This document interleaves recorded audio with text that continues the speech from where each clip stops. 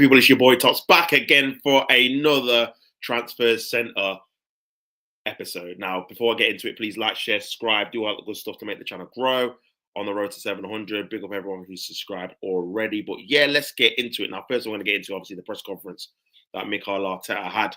And he said some few interesting things, man. Some things that actually surprised me, if I'm being honest, in terms of what he said.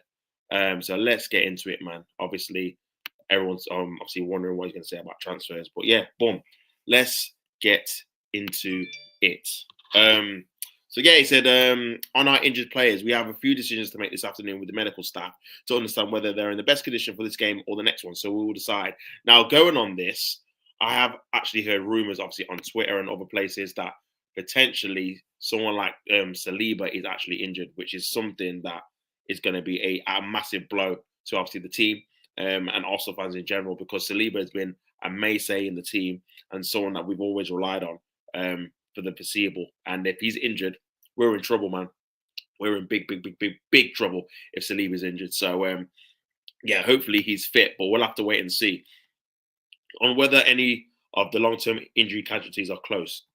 Not so far. Obviously, I heard another rumor as well that potentially Ben White is back in training and he could be back at the end of the month as well. So that would be a massive boost, obviously, if he's back, because we need him back as soon as possible, because Timber has been run into the ground. The guy's had an ACL. He should not be playing week in, week out, every 3 days, which he has been playing. And you can tell at the end of games, he's getting cramp. Obviously, he was touching his hamstring in, I think it was the Man United game, because he was playing, like, obviously so many minutes. So, yeah, we need him. And see, Tomiyasu, man, you need to get fit as well, man. Because the reason why Ben White and Timber have been picking up injuries is because you're never available. You're always injured every single season, man. So they have to play Champions League games, FA Cup games, Carabao Cup games, and all sorts. So yeah, obviously I've not been happy with him, but now, yeah, hopefully Ben White can be back as soon as possible. On the impacts the win of Spurs had on the players. I love the attitude the team played with. He had some big performances, and it was a beautiful night for us to celebrate in front of our people. We're moving on to the next one now because it's the big one against Villa. Yeah, obviously it was a big victory for Arsenal against Spurs, but we need to carry on the momentum against Villa, man. We have to try and put pressure on Liverpool. If there's a little bit of hope that we're going to win the league, we need to obviously get players in and then, yeah, try and win our home games, which obviously we've obviously done in the last one. So, yeah, we need that to happen in this game as well. On whether we have to be perfect the rest of the season to win the league, we're going to try to be as good as we possibly can be tomorrow, and that's the objective. They are a really good side. That's why they beat us last season and proved as well when we played them at Villa Park that they are a very difficult opponent. So we'll be prepared in the best way. Yeah, it's true. Obviously, last season they beat us home and away. And in Villa Park, we obviously got a bit fortunate in terms of Ollie Watkins missing 2 chances. So for me, I think we do have to be near on perfect to win the league, man, because even though Liverpool are faltering, obviously we're going to falter as well. So for me, we need to get as many points back as possible. So when it gets to like the crunch time, in terms of obviously going to the league. Because remember, we've got to go to Anfield. You really don't want to be going there needing to win the game to try and obviously leapfrog Liverpool. You really want to be either have a cushion or be in front. So even if you drop points, you can still obviously maintain and win the league. So for me, I think we do need to make sure we get on a obviously a positive run and a winning run and a bit of momentum, man. Just obviously cheer up the fan base as well, because obviously the last week has not been great apart from the win in the North London derby. And whether we can challenge for the title without signings, at the moment we don't have them. We are actively trying to find the best possible solution, but we have to wait and see what we can do. On the profile of player we're looking for, that's not something that I'm going to discuss here. Obviously, we have lost 2 massive players for us in the front line, and we need some support here.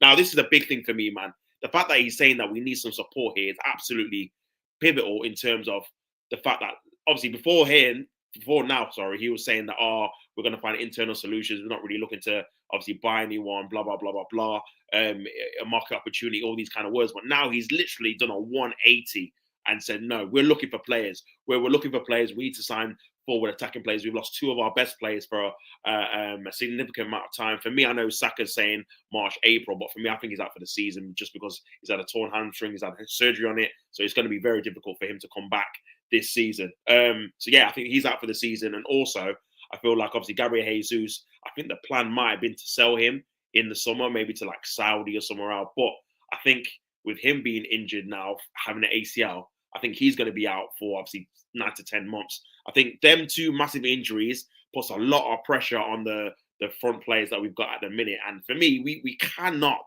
end the transfer window with the players that we've got if we're going to do anything this season. And I think for me, we need two. We need two. We need a striker and a winger. Maybe like a striker, a top striker. We pay the release clause like an Osimhen or a Gyökeres, and then we get someone like a Kingsley Coman on loan or something.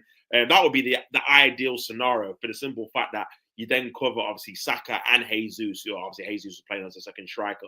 You cover both positions because basically they're going to be out for the rest of the season. We're not going to be able to use them. So you're relying on your front line being fit for the rest of the season. And with Champions League and league games coming up, it's going to be very difficult to maintain. I can't even lie. On contracts expiring for a number of our players, we have certain situations with contracts expiring. We can renew those contracts like we have done in the past. We are always actively evolving in the squad and understanding what the players want to do when they finish their contract together, and we have to be prepared. So I think this is obviously talking about the likes of Thomas Partey and Jorginho. Their contracts are coming to an end. Obviously, the big rumours are that we're likely going to let both of them go, maybe obviously for different reasons. Jorginho obviously getting a year older, same with Partey, and Partey have been on big wages. For me, it's a difficult one with Arsenal because I feel like they're not going to get rid of two players, or two players are going to leave, and they're going to buy two players. It's always like, it feels like it's going to be, they might buy one and then it's an internal solution to obviously cut costs. Maybe Lewis Skelly gets promoted to be in that midfield role, or we bring back Fabio Vieira and then he has a more of a prominent obviously role in the team. So yeah, I don't know, man. It's a bit of a weird one. I've got a feeling. See, at first I thought both of them will leave, Jorginho and Partey, but I've got a feeling that one of them might stay now. Which I don't know how I feel about that, to be honest with you, because eventually you're going to have to replace them, because even if one of them stays, it will probably only be like a 1-year extension anyway. So maybe it's better off just to let both of them go and just replace them ASAP, and then yeah, you can move on from that position. On getting these plays for every match, not just derbies. When we play every 3 days, that's the type of performance that we want. The performances have to be there. But after it's been about results and a few things didn't go our way during our first few minutes of the match, especially because of dominance that we showed. Going 1-0 up, going 1-0 was tough mentally. I think the team showed incredible resilience, patience, and composure to overcome the situation and win the game. Now, yeah, to be fair, that's one thing I will say about the Spurs game that I did like, is the fact that we were 1-0 down and we did come back to win the game. Quite a few games we've gone 1-0 down against like Fulham and other games like that we've not managed to get the 3 points. So yeah, that was a positive I will say about the game. But we definitely need more from the team, man. And if they're thriving on the pressures of chasing down Liverpool, I think so. If you want to be fighting for the top trophies with the top teams for 11 months, like we've been doing for the last 2.5 years, you have to enjoy these kind of moments, circumstances and challenges and the pressures that come with it, because it's the beauty of the game. We are playing to win, and that's exactly where we want to be. I think it actually suits these type of players to be chasing down Liverpool. I think we've seen before in the past that Arsenal kind of do crumble under the pressure when it comes to being chased down by Manchester City in the past. So maybe not having so much pressure on them being top for so long like we were in that season might actually go into their favour. We probably need to do what Man City did to us a couple of seasons ago, where we were top for the 90% of the time, but then Man City in the last month or so gained ahead, and then obviously everyone just ran out of games and they just ended up winning the league after going on a big run. I feel like we need to do that to just get that first title over the line if we can. But we definitely need players, man. We definitely need more and more players. And whether he wants his players to be feeling the pressure, I think the pressure comes from within. Nobody can put pressure on you. I think it's wrong way, and if that's the case, it's probably because you're not doing everything you need to do and prepare the right way. I think you have to thrive to be the best and that you possibly can be, and there's no more pressure than that, in my opinion, when you have these daily commitments with yourself to achieve that. Yeah, it's all within. It's all if you can obviously be that player that really wants to win the title, man, and obviously thrive off pressure. On facing Aston Villa. Now, Aston Villa have been a massive bogey team for Mikel Arteta, man. He's lost quite a few games against Unai Emery and obviously Aston Villa. Got double last season as well. He goes, we know the difficulty of the team that they are. That's why they're performing so well. They have an excellent coach, very good players, very good organisation, and we are so used to that in the Premier League. It's not very different every 3 days. So tomorrow we're going to have to be really good again to win the game. Now, I do believe we're going to have to be really, really good to win the game as well, for the simple fact that Aston Villa have such a good front line. Ollie Watkins, not only just Ollie Watkins, Duran as well. He's another one that's really, really good. So yeah, we're gonna be struggling, man. If I'm being honest, we're gonna be struggling um, to obviously stop them from scoring because it's gonna be a difficult one. He goes on to say on the reaction at the training ground from Wednesday's win, it's very good. They were really happy in the dressing room, really happy the next day. And then when we started with Villa, that's it. The enjoyment or the bad mood that we can be in when you don't win, it has disappeared immediately because you focus has to be on the next match, and we are prepared to do that in the best possible way. So yeah, I'm glad obviously they're focusing on Villa. It's another must win. We cannot afford to drop any more points now until we catch Liverpool up, in my opinion, on how important momentum is now. We wouldn't be in the position that we are if we hadn't been stable. When you look at the run in the Premier League in the last 11 to 13 matches, I think it speaks for itself. Not only the results, but the performances, doing it again and again and again in 3 days in different competitions. That's what we want to achieve. I'm not obviously we're second in the league, but I don't agree with obviously him saying about the performances because the performances have not been good in terms of either we're not creating enough chances or obviously the last week or so we've been creating chances, but we've not been putting them away, man. We should have beat Newcastle, if I'm being honest. The chances we had before they scored, we should have definitely beat Man United, and we should have beat Tottenham by about 4 or 5. We had so many chances, man. So yeah, I think obviously that's just him covering his players, but yeah, I definitely don't agree with the performances. I think they definitely can and should improve, but we are still there just about by the skin of our teeth because Liverpool obviously have dropped points. He goes on to say on how important this week was in the title race. It's always important when we are able to win and capitalize on other teams dropping points. It's always a great week. Firstly, because we win. Secondly, because of the rest. It's not what they wanted. We need many more of those at the moment because of where we are. So at least he's acknowledging where they are. At least there is acknowledging that obviously at the minute, we need Liverpool to drop as many points as possible if we've got any chance of winning the league. We need to stay very focused to understand that we want to do and we will be there to challenge. But yeah, we have to, like I said, gain some more momentum and go on like a massive, massive run. And yeah, we need to do that, man, and make sure we do that. And we can start obviously by doing it in this game. On whether long-term contracts is where football is heading. I don't know. It looks like that there've been a few examples of that. Obviously, you've got Cole Palmer, Caicedo, Mudryk, and now Erling Haaland signed a 9.5-year deal, 10-year deal for Manchester City today. So yeah, there's been a few examples of that. I don't know if every club is going to take that route. The reasons for it will be for particular cases. Maybe we'll start with managers with 10-year contracts, then physios, and then with journalists on whether he would like a 10-year contract. At the moment, I have enough. Yeah, I think giving 10-year contracts to managers is a terrible idea because they'll just be so comfortable and know that obviously, even if they get sacked, they're going to have a massive payout. So, no. For me, managers should always have for me, I don't know why, and maybe sometimes it's because certain clubs are comfortable with their managers, but it's getting less and less so far in this kind of generation of managers. I don't know why it's not a roll on, roll off.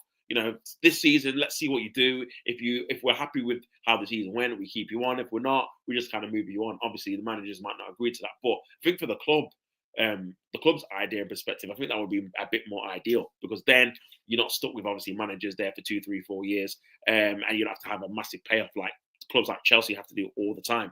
On how important working on set pieces is. We conceded the goal from set piece the other day. It's a balance. If you score and you concede at the end of the balance is 0. So that's how it is. We have a coach who is responsible for that and many other things that he does. It's a small part of his job that he does really well and the players follow.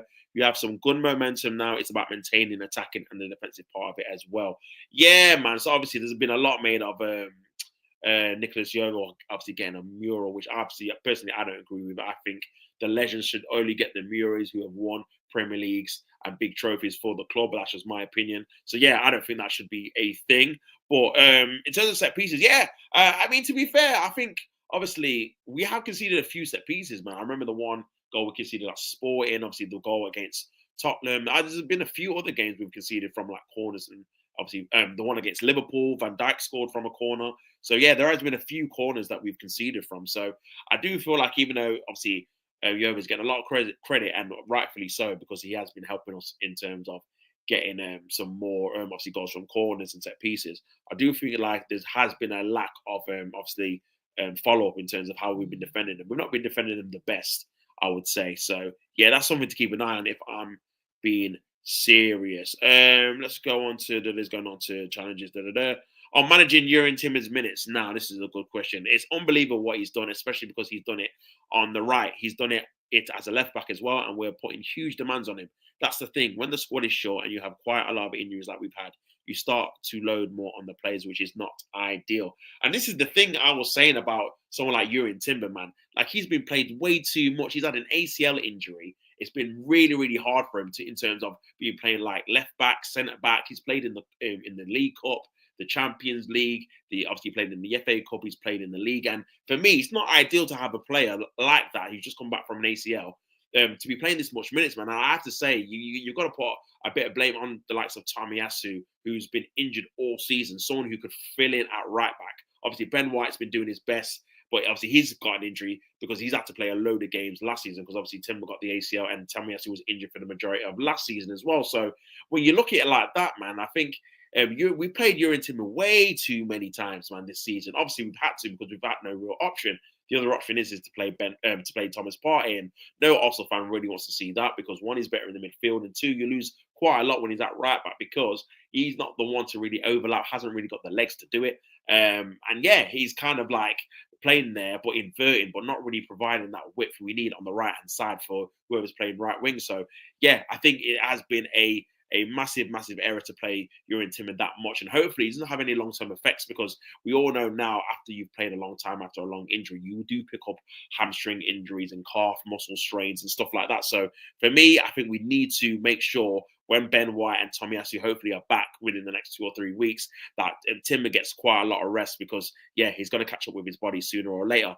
On whether Mikel was involved in changing Myers Lewis-Skelly to left back now, I want to say a big up to Myers Lewis-Skelly, man. I think he's been absolutely sensational at left back since he's come in. The strength, the tenacity, the bravery, his progressive passing, everything of the above has been absolutely tremendous for me. And the fact that he's only 17, just turned 18 as well, and doing this at such a young age has been absolutely magnificent. So big up to him every time.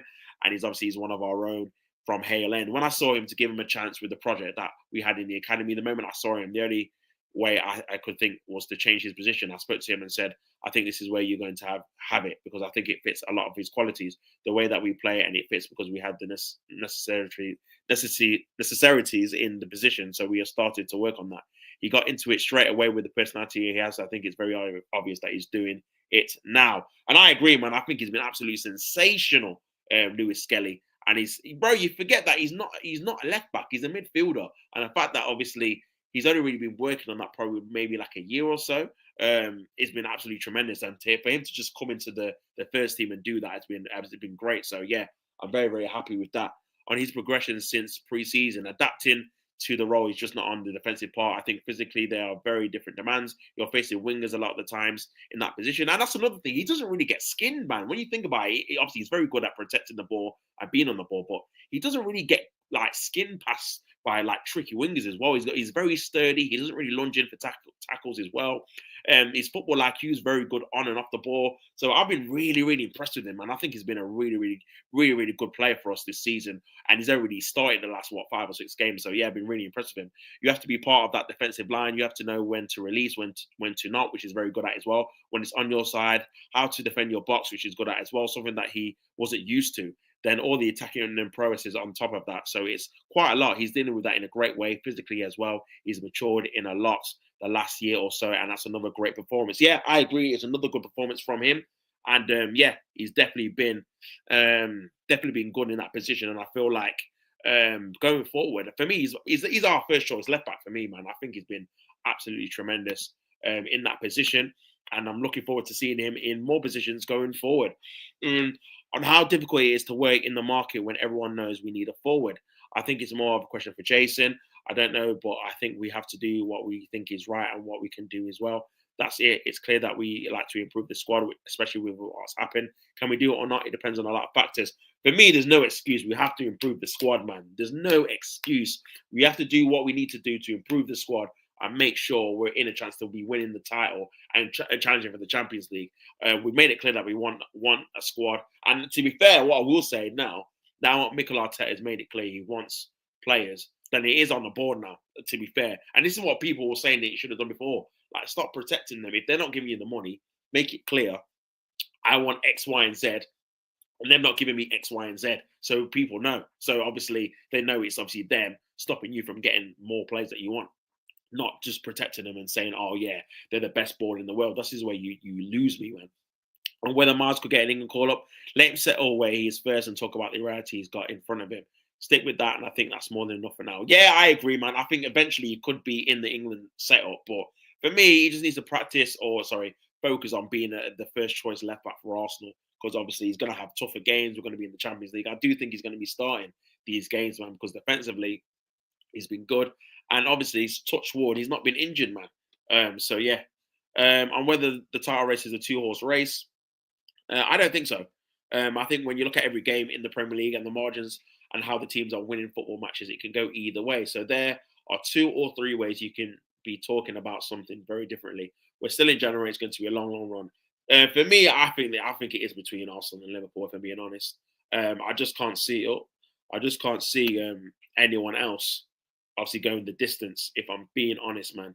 I think obviously Nottingham Forest are doing well to be where they are, and so are obviously Newcastle, who are coming up as well. But for me, I think long lasting, as long as Arsenal obviously um, go through it and strengthen in the forward areas, I think it will be Liverpool and Arsenal to obviously compete for the title. On the atmosphere against Tottenham, brilliant. I loved it. I said it before. That's in our hands. We can look and feel sorry about what's happened with the injuries or the referees, but it is in our hands. Let's make sure that we do it. And I saw a different bite to our crowd, a different body language. We were on top for every ball we create atmosphere with, and without the ball, we had real purpose. We are screaming and going into every ball in a very different way. And I must say, I loved it. So yeah, he was happy with that. And yeah, I think overall that was obviously the end of the press conference. So I think the big key thing for me is the fact that obviously he was talking about obviously the signings, and for me the signings have to be key, man. They have to be key. I feel like there's no real excuses really in terms of how we approach the transfer window. Now let's get on to this guy right here. Let's get on to him. If I can obviously boom. Let's get on to this guy here. Benjamin Sesko. Now, for me, this is not a person that I particularly want to see in an Arsenal shirt. I know a lot of fans have been waxing lyrical of him, but for me, I just think he's got a lot of potential. But the position we're in now, guys, we need to be getting someone who's certified, someone that is going to be come in and score a load of goals. Now, I know that's not guaranteed. Obviously, when you've got someone in that position, they're going to be obviously a lot of money, and they might not be able to be gotten in the January transfer window. But for me, I feel like there is better options than Benjamin Sesko available in January that would guarantee more of a goal threat and maybe a goal scoring prowess than him at the minute. Now, if you look at his stats here, you've got obviously him last season. He had 31 matches, 14 goals, 2 assists, which isn't too bad to be fair for a 20-year-old in the Bundesliga. And then you go into this season, he's got 8 goals in 17 matches, which again, it's kind of a good 1-in-2 ratio for both seasons. And you look at the Champions League as well, 3 and 6 too. So he does get 1 in 6, man. He does get 1 in 6, Sesko. But I don't know, man. I feel like his age. And listen, we could get him, and he could be amazing. Like I've not seen too much of him. I've not really been moved by him though.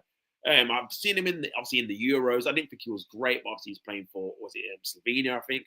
And then I've seen a couple of Champions League games, but he's never been a player where I've looked at and thought, wow, this guy has been really, really good.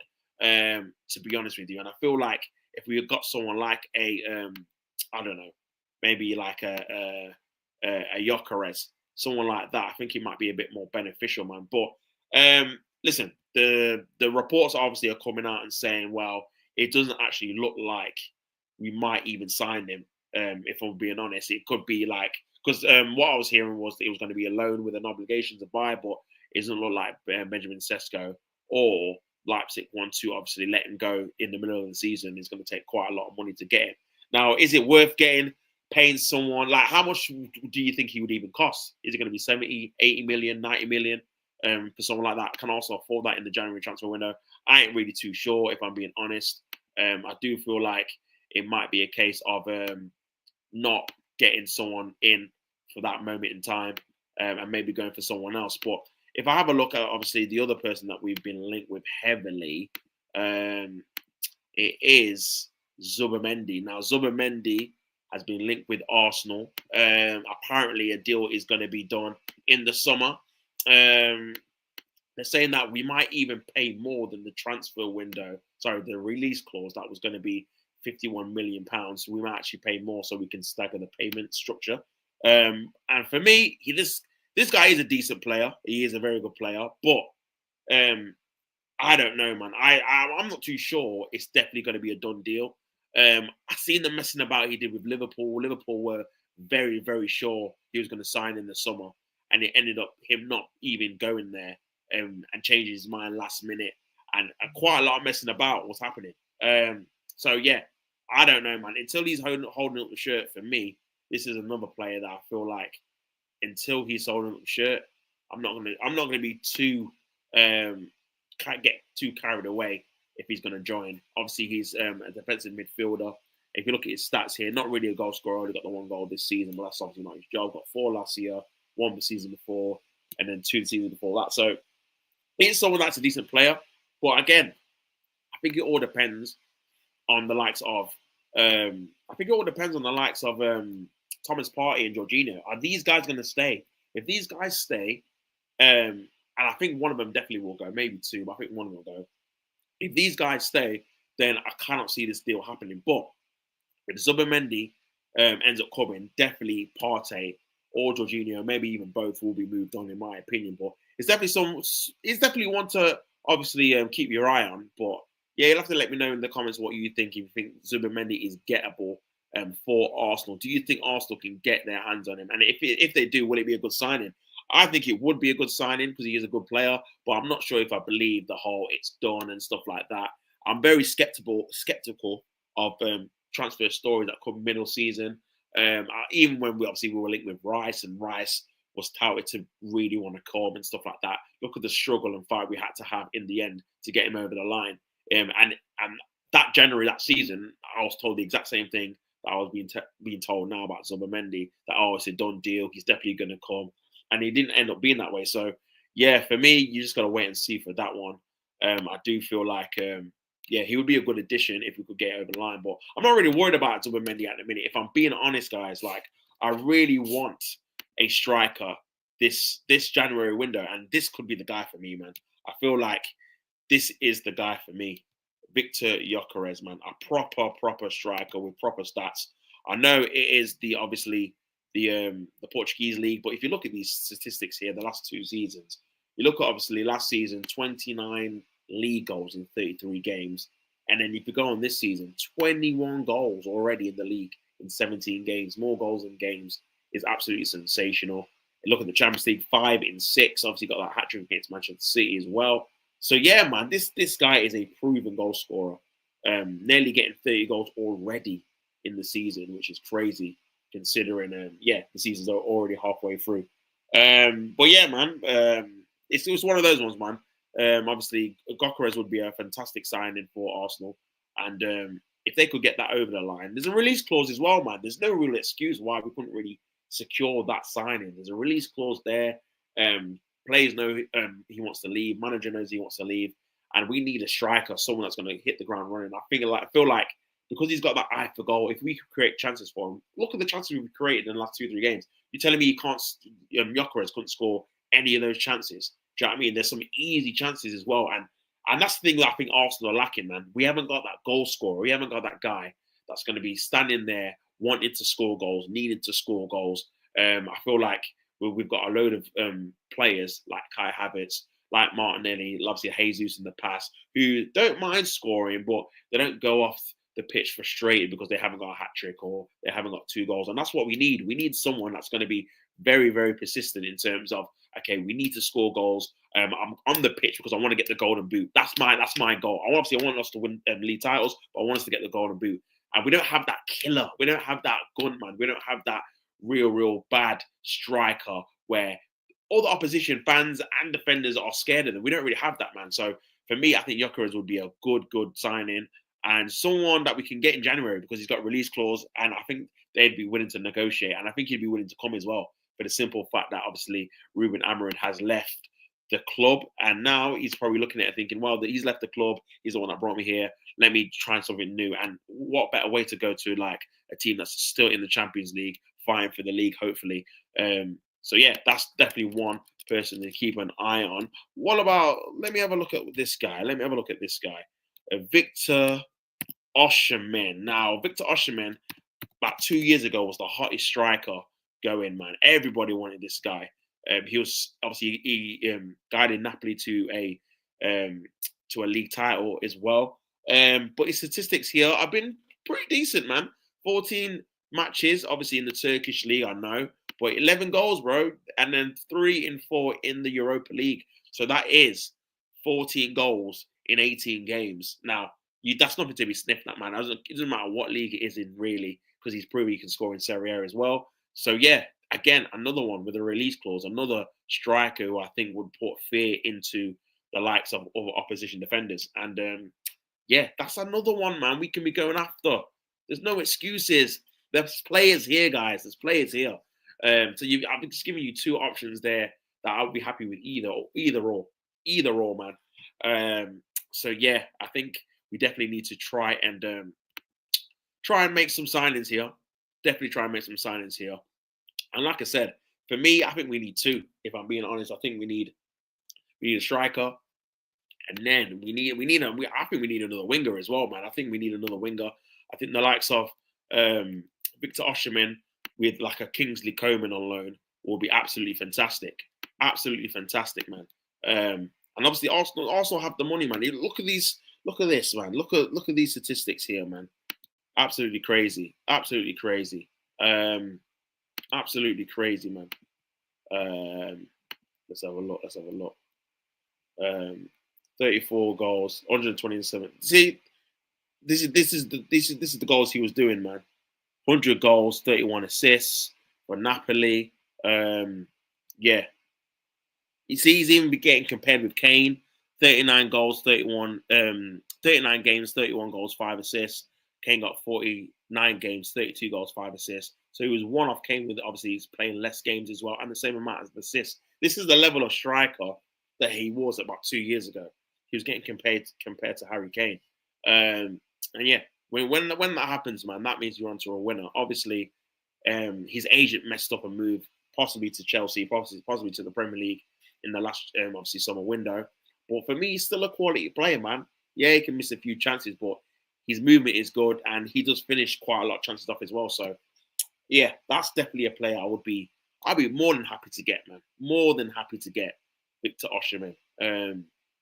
Another striker, got pace, good in the air as well.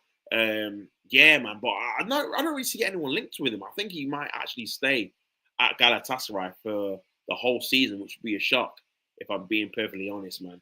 It would be a massive, massive, massive shock. Just going through his statistics, the amount of goals he's scored. But look, these are the 2, man. Here, these are the 2. 200 games, 215 games, 110 goals, 82 goals. This is the bracket we need when we're talking about striker. Someone that's nearly got a 1 and 2 or got a better ratio of 1 and 2 to the games and goals, and we don't have that in the squad at the minute. We don't have that in the squad at all, if I'm being honest, with anyone. So yeah. That is definitely one I would be keeping my eye on. And hopefully Arsenal, one of these 2 guys, is necessary. Whether it's Gyökeres or Victor Osimhen, I want one of these 2 at the club. There's no excuses. Obviously, these are their statistics this season. 18 games for Gyökeres, 24 goals, 4 assists, 27 GA. For him, he's gettable. And Victor Osimhen, 13 games, 10 goals, 3 assists. Obviously, this is a bit later on. A bit earlier on, sorry, it's not been updated, but even so, that's fantastic as well. Both of them have got tremendous goal scoring records. Like, there's no excuses, man. I don't want to hear we've not got any money and stuff like that, or it's not the right market opportunity. There's options there, man. There's options there, bro. There is options there. So for me, there's no excuses for not getting in a quality player. And yeah, for me, he's definitely got to be a player that we've got to be interested in. Definitely, man. Let's have a look at Kingsley Coman, shall we? I know, obviously, he's a player that not everyone loves, if I'm being honest. But if you look at his stats, Again, pretty mediocre this season. 15 games, 3 goals, 2 assists. Last season, 17 games, 3 goals, 3 assists. He's injured quite a lot. That's why he's only played that amount of games. 24 games, 8 goals, 5 assists. So yeah, maybe alone, maybe just for numbers wise, because I do feel like the Arsenal need to not even just obviously a bit of quality. I feel like we need to make 2 signings. One that's going to be obviously the signing, a bit of stardust, a bit of X factor, and then the other one can be a signing that fills in a body, like someone that's not amazing or the best or our first choice, but can fill in for the likes of Saka and Jesus because they're going to be out for me for the season. Ethan Waneri's back in February, but again, you don't know how his body's going to react to playing all these games. This is the one thing I'll say about obviously Lewis Skelly as well. Maybe we will have to rotate him sooner rather than later because again, 17, 18, 19, playing a lot of games, very big games, intense games. Every 3 days will have it obviously have this effect. So yeah, that's something you got to keep an eye on. Ethan Waneri, obviously, he's going to come back from injury. Hopefully, he can get back into the starting lineup. So I think him playing on the right, he's probably the most similar thing we have to Saka. So of being obviously technically secure, good in his first touch, decent obviously footballing IQ in terms of link-up play with Odegaard and whoever the right back is. I think his attributes and statistics and skill set in terms of being in a system that Arteta wants to obviously play with the likes of Saka, who's normally fit and is obviously injured now. I think Ethan Waneri is the closest profile to that. So him being on that right hand side, you might see not probably as good, but you might see something similar that we see with the likes of Ben White, Saka, and Odegaard, that trio on the right hand side. And yeah, that's what we've got to obviously bank on and hope for, man. If we can try and get that trio back similar and then get a striker, then I think that might have to be our front three. The new striker, Ethan on the right, and then, I mean, take your pick who you want on the left. Trossard, Martinelli. I mean, Sterling's probably bottom of the barrel at the minute, but yeah, take your pick who you want on the right, man, on the left. So yeah, I think Kingsley Coman might be an option as well, but I can see us trying to go for that, man. I mean, David Ornstein just came out and said that he wouldn't be surprised if Arsenal try and get a player out of the blue that is not been linked yet, which would make sense if I'm being honest, because yeah, if you look at obviously who we've been linked with to so far, no one really actually knows who we're going to get. No one actually knows. People have put in the likes of Kingsley Coman into the firing line in terms of rumours, and Vlahovic I've heard as well. Again, he's someone that I won't say no to. I won't say no to. He's better than. The thing is, again, he's a guy where maybe his stocks were a bit higher, similar to Osherman a couple of years ago. But again, this season, 7 out of 16, nearly 1 in 2, 16 out of 33, 1 in 2, 10 out of 27 is not the best. 7 out of 15 is okay as well. So yeah, better. But again, it's better stats than the strikers that we've got in the minute. Obviously, Jesus is injured and Havertz's stats are not great either, man. So yeah, man. But yeah, that's probably what I've got to say on the matter. But yeah, that probably concludes this transfer show. We'll have to wait and see what we do. Obviously, big game tomorrow against Aston Villa, and hopefully we've not had too many injuries in the week. Like I said, there was rumours that Saliba might miss the game because of a hamstring issue, and yeah, that would not be good. Because I'm thinking who would even play centre back. You probably would. Oh my god, you probably would have to play either Timber right centre back, and then you're putting Partey right back, which is obviously not ideal. Or you might have to put in I don't know, because Ben White's not back and Tommy Yasu's not back. This is the issue. I'm trying to think who you'd play, man. You might have to put maybe a Kivior right centre back and just keep Timber there and make them maybe change positions. I don't know. It's going to be a sticky one, man, but we'll have to wait and see about that. But yeah, Dusan obviously Vlahovic has been linked with Arsenal, but I don't see that one materialising, if I'm being honest. I feel like if that was going to happen, it probably would have been obviously touted sooner by more credible journalists. But it's just been like Twitter rumours, really. So yeah, and again, his stats are not too bad, but I do feel like we could probably get a bit better. 4 goals in the Champions League out of 5 games is not too bad either. But yeah, we'll have to wait and see what happens, man. But yeah, you guys let me know what you think. Who do you want for Arsenal in terms of like striker wise, or maybe on the wing? Or do you think we need 1 or 2 players in the January transfer window? Like I said before, I think we need 2. But if we get 1, we need at least 1. I think we need 2. But we need to get at least one. That is a must. We need to get a proper striker in this window to have any chance of doing anything. Otherwise, if we end the transfer window with just Havertz, Martinelli, Trossard, and Sterling as our front, obviously four, then yeah, we're not gonna have any chance of winning the Champions League or the Premier League, because you've seen it in the last week. All of them as a collective are just not clinical enough, man. We just don't get enough from them, and it's sad, obviously, but again, there's nothing really much you can do, man. If you don't really have the firepower going forward, then obviously it's difficult to make sure that you're obviously going far in big competitions and winning the league. It's very, very difficult to do, man. So yeah, man. But yeah, that probably concludes obviously this stream. Make sure you like, subscribe, share, and do all that good stuff. I'll be back tomorrow for a watch along for Brighton versus Liverpool and Arsenal versus Aston Villa. So make sure you put your notification bell on so you don't miss another video. But yeah, that's been your boy Tops. Like I said, don't hit the play, hit the game. And like always, I'm out.